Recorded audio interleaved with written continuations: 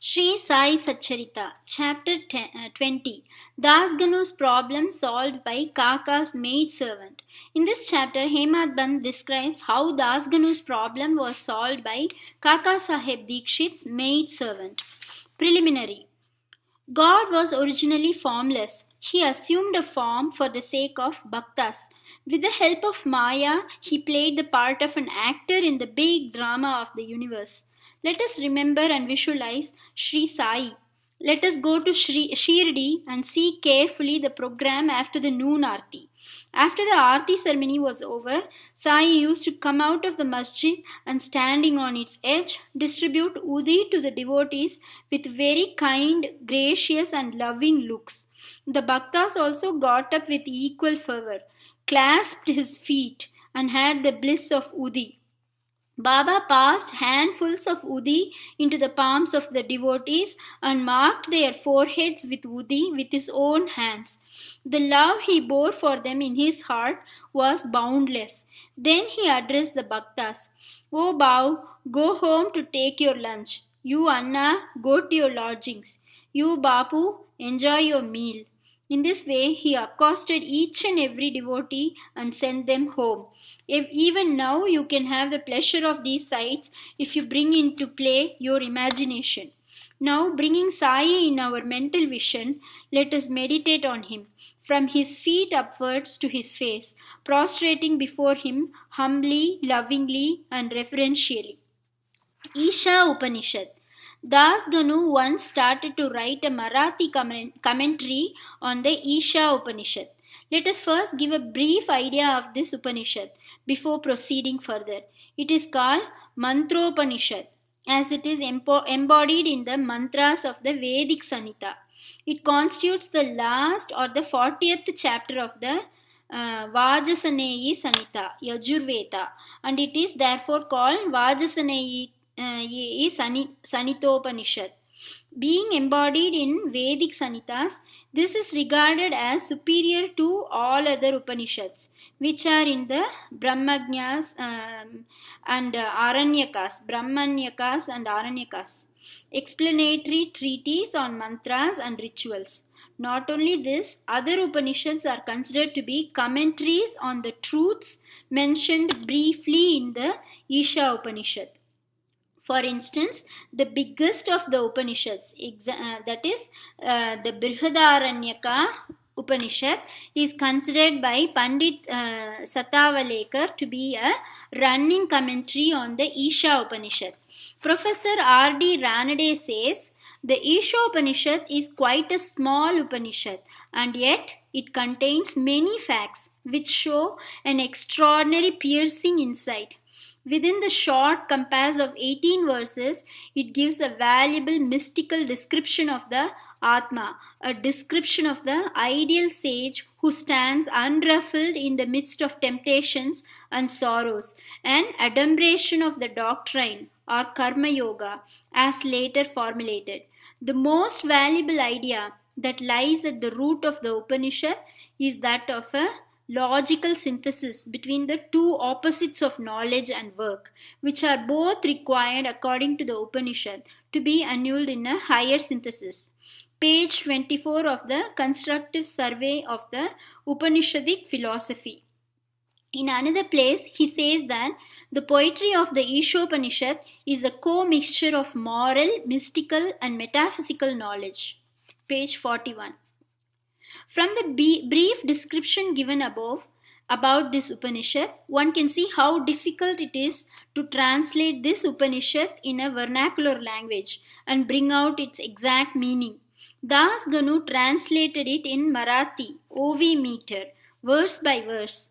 But as he did not comprehend the gist or essence of the Upanishad, he was not satisfied with his performance. On being dissatisfied, he consulted some learned men regarding his doubts and difficulties and discussed it with them at great length. They did not solve them, nor did they give him any rational and satisfactory explanation. So Das Ganu was a little restless over this matter. Sadguru only competent and qualified to explain. As we have seen, this Upanishad is the quintessence of the Vedas. It is the science of self realization. It is the scythe or weapon which can rend us under the bondage of life and death and make us free. Therefore, he thought that he who has himself attained self realization can only give him the true or correct interpretation of the Upanishad. When nobody could satisfy Das Ganu, he resolved to consult Sai Baba about this.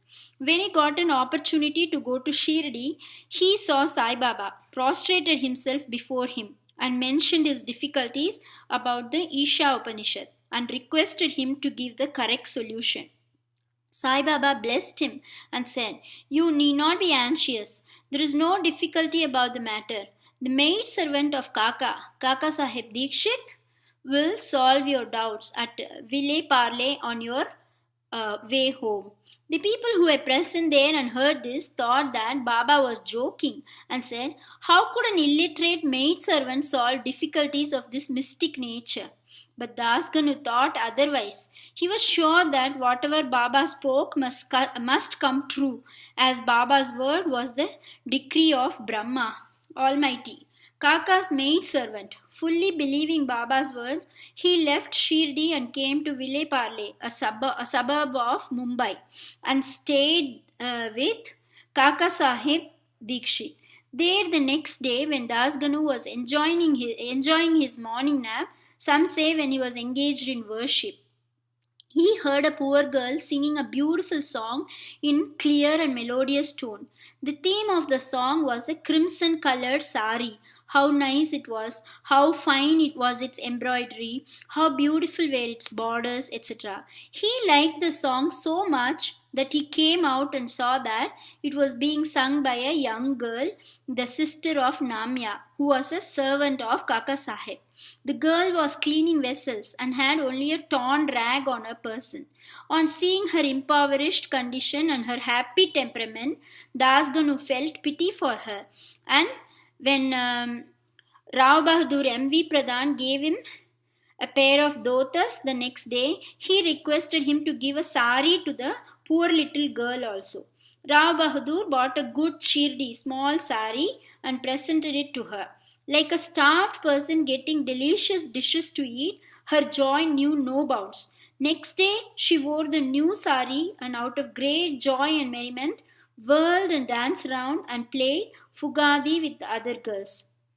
The following day, she kept the new sari in her box at home and came in the old and torn rags. But she looked as merry as she was the previous day. On seeing this, Das Ganu's pity transformed into admiration. He thought that the girl, being poor, had to wear a torn rag, but now she had a new sari which she kept in reserve, and putting on the old rag, strutted herself, knowing no trace of sorrow or dejection. Showing no trace of sorrow or dejection. Thus, he realized that all our feelings of pain and pleasure depend upon the attitude of our mind. On thinking deeply over this incident, he realized that a man ought to enjoy whatever God has bestowed on him in the firm conviction that he besits everything from all sides, and that whatever is bestowed on him by God must be for his good. In this particular case, the impoverished condition of the poor girl, her torn rag and the new sari, the donor, the doni and the deal were all parts of the Lord and pervaded by him.